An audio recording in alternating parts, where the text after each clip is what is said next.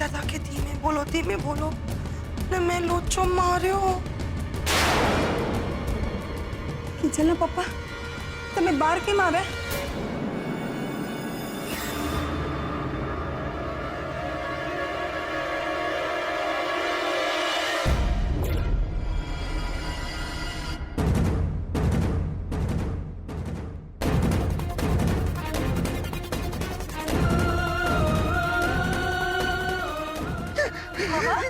મારે તમને કેવું જોઈતું કહેવાની હતી પણ કહી ના શકી. ભાઈ એના ઘરે શું કામ જવું છે તમારે? ભીમજી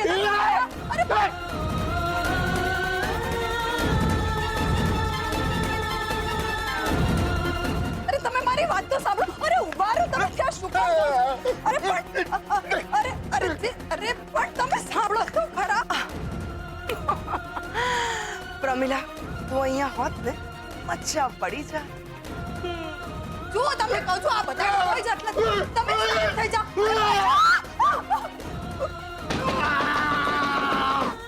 કોણ છે હવારમાં? અરે શાંત થઈ જાઓ. જો તો જંગલીની જેમ ખખડાવી રહ્યું છે. બા હું જોઉં છું. ના ઊભી રહે, હું જોઉં છું.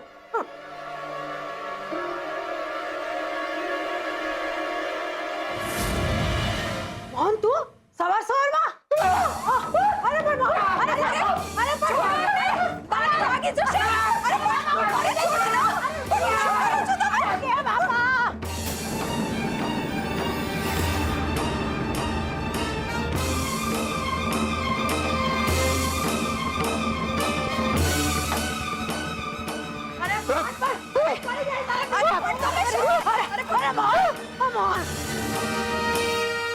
આ તો શું માંડ્યું છે મોહન?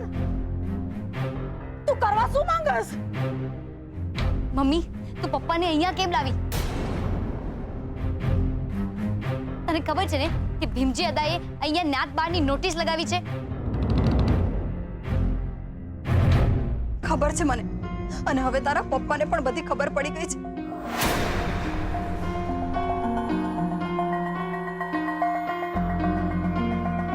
એટલે તો મને ખેંચીને અહીંયા લઈને આવ્યા છે, અને સાથે આ રમીલાબેન પણ છે.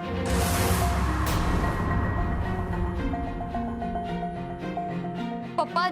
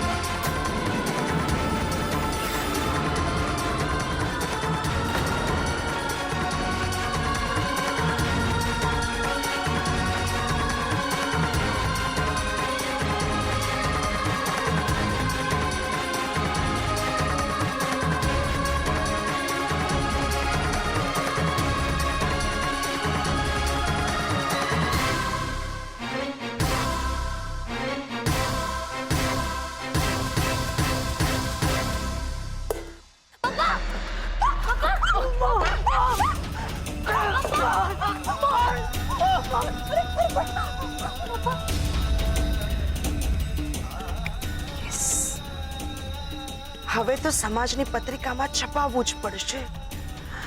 જીવતા જીવત સ્વર્ગવાસી ભવાની બા.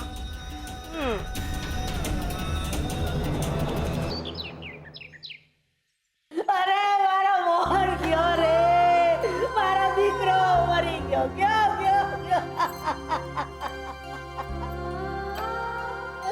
અરે મારો દીકરો.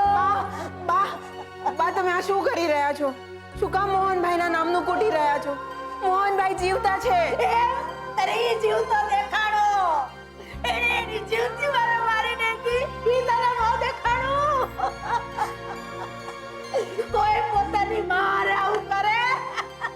તારે મને કે હું શું ખોટું કરી રહી છું? હું છાજા લેવાની એટલે લેવાની. અરે મારો બા તમે આ શું કરી રહ્યા છો? મહેરબાની કરીને આવું નહીં કરો ને. બની શકે મોહનભાઈને નાત બારની ખબર હમણાં જ પડી હોય, એના કારણે એમનો ગુસ્સો આમ વધ્યો હોય. તેરે ગુસ્સો આવે તો કાઢે પોતાની જાત ઉપર. હું કઈ વધારાની થોડી છું. આ જો તુલસીનું પત્તું હજુ ગળામાં અટકું છે. મને રોકતી નહીં. હું છાજિયા લેવાની. અરે મારો છોકરો. અરે કે બાપુ તો કૂટવા દે. આખી બાર. બરોબર. અરે મારો દીકરો. હવે તો તમે હદ કરો છો બા. મોહનભાઈની તબિયત બગડી ગઈ છે. ત્યાં જઈને એમને મદદ કરવાને બદલે તમે અહીંયા આવા નાટક માંડીને બેઠા છો. મારે રાહુલના પપ્પાને બોલાવવા જ પડશે.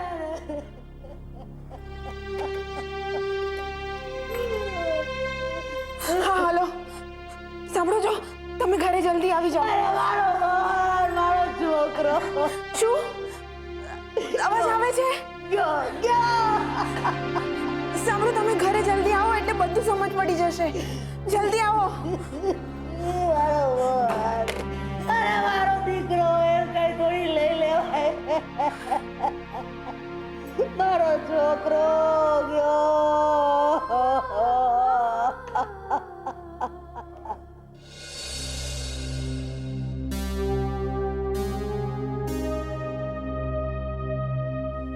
સારું થયું તમે મને સમયસર બોલાવી લીધો. મોહનભાઈનું બીપી 300 થી ઉપર થઈ ગયું હતું.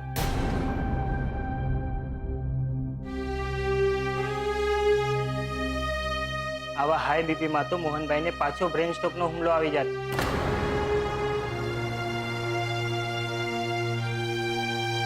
ને એમને પાછા હોસ્પિટલમાં લઈ જવા પડ્યા હોત. હોસ્પિટલ? હા, અને જો હોસ્પિટલના ચક્કર તમને ન ખાવા હોય ને તો મોહનભાઈનું ધ્યાન રાખજો.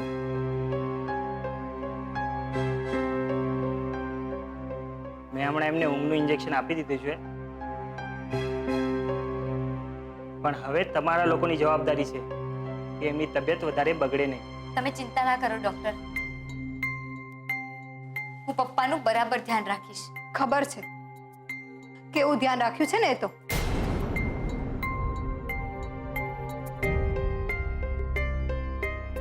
ચાલો ડોક્ટર, આવો. હા, હું તમને બહાર સુધી મૂકી જાઉં.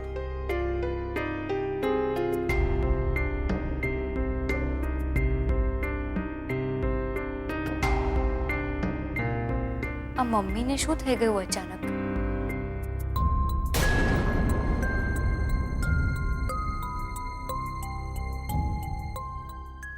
હે માતાજી, મને સમજાઈ ગયું છે કે અમારા ઘર પરિવારથી બહુ મોટો ગુનો થઈ ગયો છે અને એના કારણે જ તમારો કોપ અમારા ઉપર વરસી રહ્યો છે.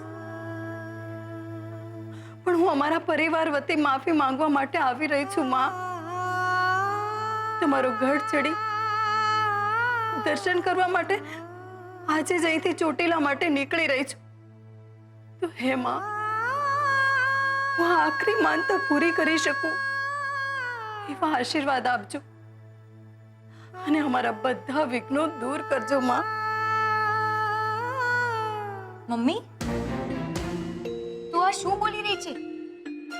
પપ્પાની આવી હાલતમાં તું ચોટીલા જઈશ ને તને યાદ છે ને કે તે ઓલરેડી 14 કુંવારિકા જમણની માનતા રાખી લીધી છે.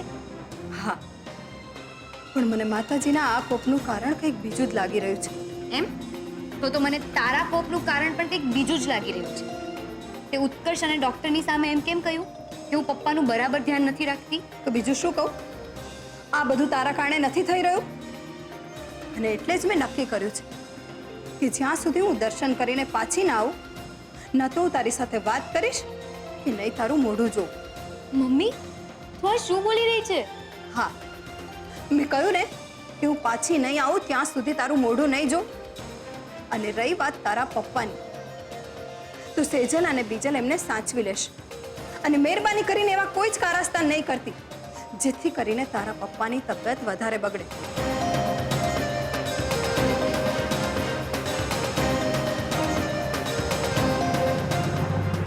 અરે રે ઘોર અન્યાય, ઘોર કળિયુગ. આ તો કઈ ઉંમર હતી જવાની. રાહુલના પપ્પા ઘરે જલ્દી આવે તો સારું. મરી ગયો રે, મરી ગયો. સરોજ કોણ ગયું અને આબા કોના નામના છાજિયા લઈ રહ્યા છે? આમ તો પોતાના નામનું અને આમ મોહનભાઈના નામનું. લે આજે સવારે બા જ્યારે પૂજા કરતા હતા ત્યારે મોહનભાઈ ઘરે આવ્યા. એ ખૂબ ગુસ્સામાં હતા અને પછી કોણ તું સવારમાં? અરે પણ અરે બાપ ભાગી જશે. અરે છોડો ના. અરે બાપા. અરે મોહન. આ તો શું માંડ્યું છે મોહન?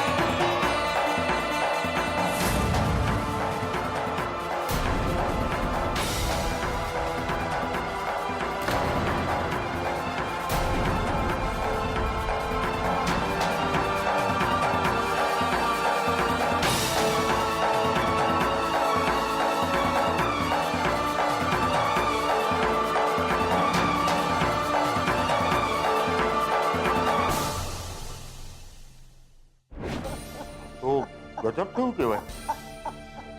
મોટા ભાઈનો આવો રુદ્ર સ્વરૂપ મેં કોઈ દિવસ નથી જોયો. એ પણ બા સાથે મોટા ભાઈને ક્યાંક બાની 5 લાખના ગડબડની વાત તો નથી ખબર પડી ગઈ ને? હા, તમે અહીંયા ઊભા છો શું કામ? જાઓ ને, બાને શાંત રાખો ને. અરે બા, આ તો બહુ ખોટું થયું બા. મોહનભાઈ ગયા. અરે હવે ભાભી ને ત્રણેય દીકરીઓનું શું થશે બા? મોહનભાઈ હું નાનો હતો ને ત્યારે મને ખભે બેસાડીને ફરાવતા. હું એમને ખભો દેવાતી રહ્યો. અરે રે, તમે આ શું બોલી રહ્યા છો? મેં તમને અહીંયા બાને શાંત કરવા માટે બોલાવ્યા છે. તમે આ બધું બંધ કરો. મોટા ભાઈ હજી જીવે છે. અરે તું ચૂપ રે ને, ભાઈ મારો ગયો છે. અરે બા, મને તો એ ચિંતા થાય છે આ 5 લાખની વીસીના હપ્તા કોણ ભરશે?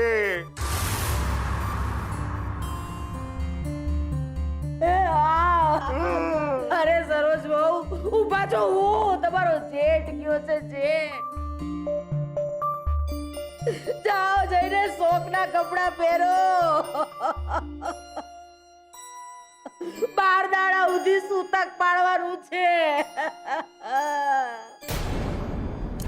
દીવા બત્તી પૂજા પાઠ પ્રસંગમાં જવું આવું હંધુય બંધ. અરે મારો દીકરો.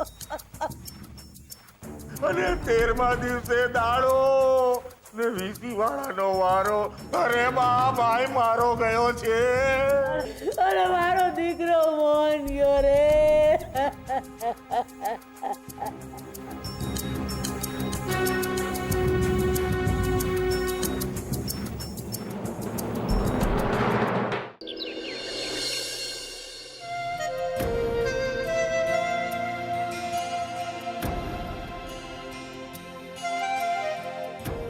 મેં એવું શું કરી નાખ્યું છે કે મમ્મી એમ કહે છે કે જો પપ્પાને કંઈ પણ થયું તો એ મને ક્યારેય માફ નહીં કરે.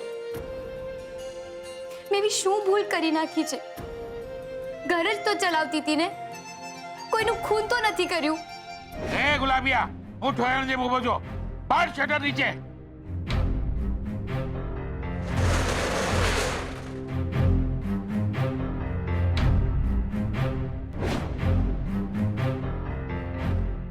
મને કહેવામાં આવ્યું કે દીકરો થવાની કોશિશ ના કર, પણ મને તો દીકરી થવાનો અધિકાર નથી. જુઓ ભાઈ, રાહ જોવી હોય તો જુઓ, એ તો નીકળો અહીંયાથી, નીકળો. ચાલો. અરે ભાઈ, ક્યાં જાઓ છો? બેસો, બસ 2 મિનિટમાં ચા મળી જશે. આમ તો મોહનભાઈ અને મોહનભાઈની દુકાનનું નામ ડુબાડી રહેશે. હાલ ભાઈ.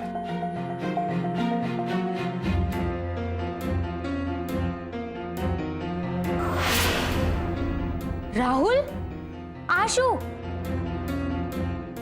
તે ચાના ભાવ કેમ વધારી દીધા ને કટિંગ ચા કેમ બંધ કરી દીધી? જો, આ દુકાન મારી જ. એ દુકાનમાં મારે શું વેચવું કે શું નહીં એ હું નક્કી કરીશ ને. ચાલ હવેથી જા, અહીંયાથી નીકળ, ગરાગીનો ટાઈમ છે. પણ મારે બોલવું છે, ચીસો પાડી પાડીને બોલવું છે ને આ મૂંઝવણમાંથી નીકળવાનો રસ્તો કાઢવો છે.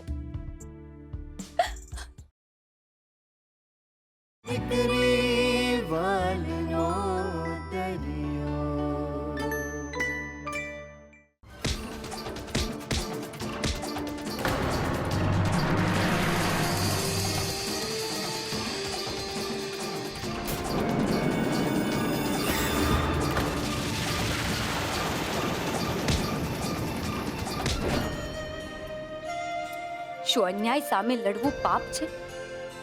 શું મેં અમારા ટી સ્ટોલને બચાવવા ભીમજી અદાની વિરુદ્ધ જઈને ખરેખર ભૂલ કરી?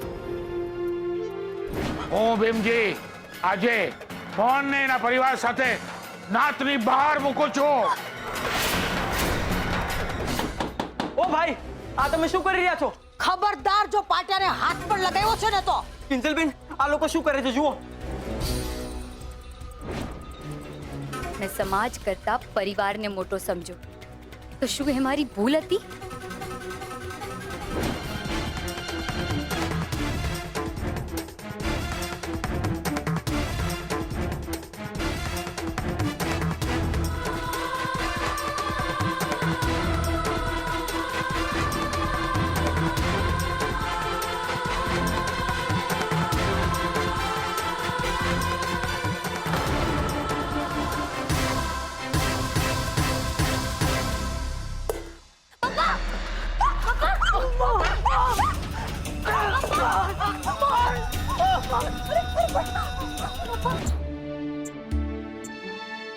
શું મમ્મી ખરેખર સાચી છે?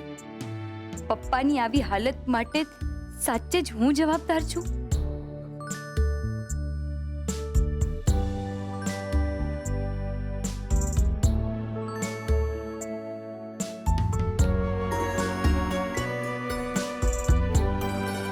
પપ્પાને બોલવું છે પણ બોલી નથી શકતા. મમ્મી બોલી શકે છે તો મારી સાથે બોલવા તૈયાર નથી.